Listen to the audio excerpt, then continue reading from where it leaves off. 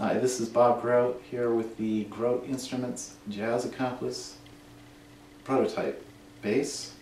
This is an acoustic bass that's designed more with the proportions of an electric bass.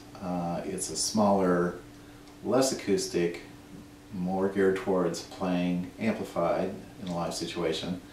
I developed this bass because I thought it would be a good alternative to the more expensive and large fully acoustic Groat Instruments acoustic bass. So this one's a little bit more of a compromise. It has two pickup systems in it. It's got the shot and HFM that's located directly underneath the soundboard here, and then also the Graphtec Ghost system that are these saddles that are the actual pickups. And then there's a blend and a volume, and the blend gives you an ability to move back and forth, of course, between the two pickup systems, which gives you a wide range of tonality. So I'm going to show you what this bass sounds like unplugged, plugged in, and also show it pitted against the Brand X inexpensive acoustic bass to make a point about why this bass came into existence. This bass is going to sound like this unplugged.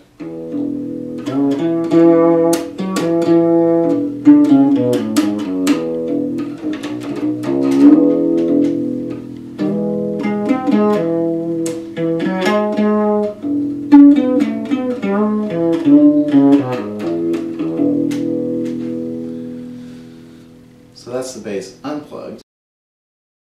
So this bass came into our shop to be converted from a fretted bass to a fretless bass. So we went ahead and pulled the frets and turned it into a fretless bass. And it's going to sound like this unplugged.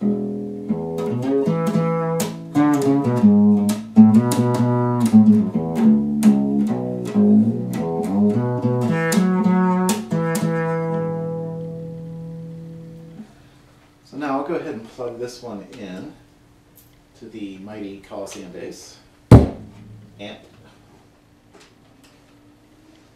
You can hear it, this wonderful amplified.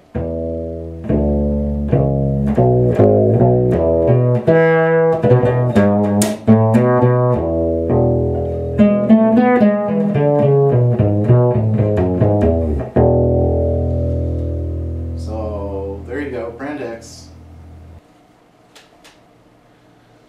So let's go ahead and plug in the Jazz Accomplice here, and you can hear this bass amplified.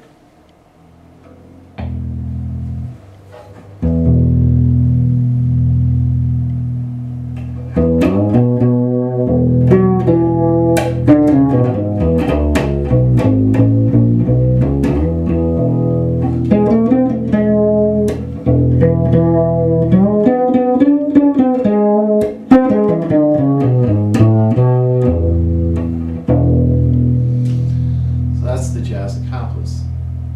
And what I find is that even though the other bass is built as an acoustic bass, this one actually has a more acoustic tonality, even though we're dealing with a really shallow-bodied instrument with a heavier top. And the reason that it's got a heavier top is to cut down on the feedback problems you'd have playing live and at any kind of volume. So I'm going to demonstrate here the two pickups. First, this is the Shatton side that's located in the instrument.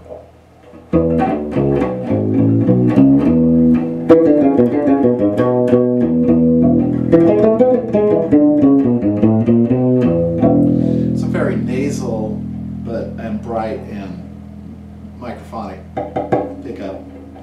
As you can hear it, it's picking up any noises you make on this instrument.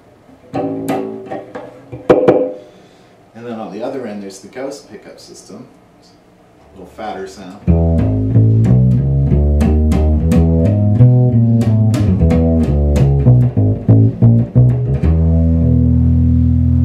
And then the balance between the two.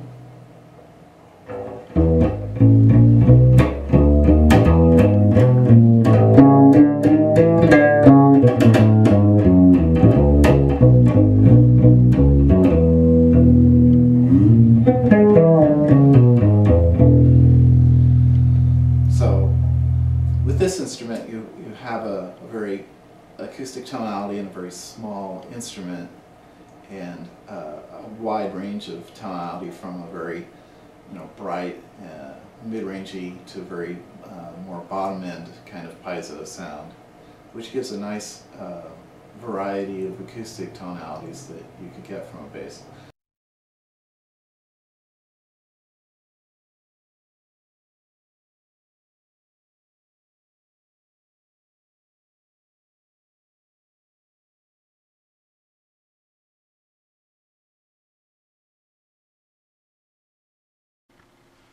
This is going to be a handheld tour of the Groat Instrument Jazz Accomplice acoustic bass. So we'll have a little look here. This instrument is actually a prototype, if I hadn't said. So finished work here, a little on the rough side, but conceptually it's pretty much what it's going to be when I start building the finished production models. We've got a wood tailpiece here, wood bridge. These are ghost pickups, individual piezos for each string. Here's a thumb support. This dark spot here is the sound hole. This top is a redwood top, and it's inset into the maple sides. Over here we've got the two controls. This one's the volume, master volume. This one here is a blend between the Shatton pickup, the HFN pickup, and the Ghost pickups. The neck here is a three-piece figured maple neck. It's a set neck. I'll take a little shot here. Back of the instrument is also a lightly figured maple. These are the two access places. Just get it out of light here. For removing the tailpiece. This is the access for the Shatton pickup. This over here is a little pin that holds the access panel for electronics.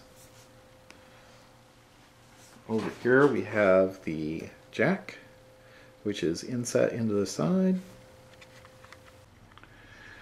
Because I wanted to keep this a wooden instrument as much as possible, there's no plastics, there's no metals except for the tuning keys on it, and kind of keeping with the whole idea of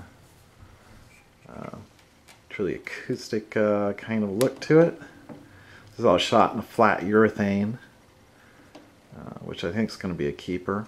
I'm going to go ahead and pull the pin out, and that opens up the electronics, which are in here. Battery replacement is accessed by that, and if you can take a peek beyond that, the two preamps are tucked in there. One's an EMG pickup that drives the HFN, and the other is the Ghost preamp, which drives everything. On the instrument currently are a set of Diodario flat wounds, the chromes, Diodario chromes. Prior to that I had the Labella deep talking bass tape wound strings. Both of them have a nice sound. The tape wounds give it more of an upright bass kind of sound, and these Diodarios a little bit more of an electric bass kind of sound, but they also have a little brighter tone and a longer sustain. Hard to say really which of the two suits the instrument best. I think I'm going to leave that to the player.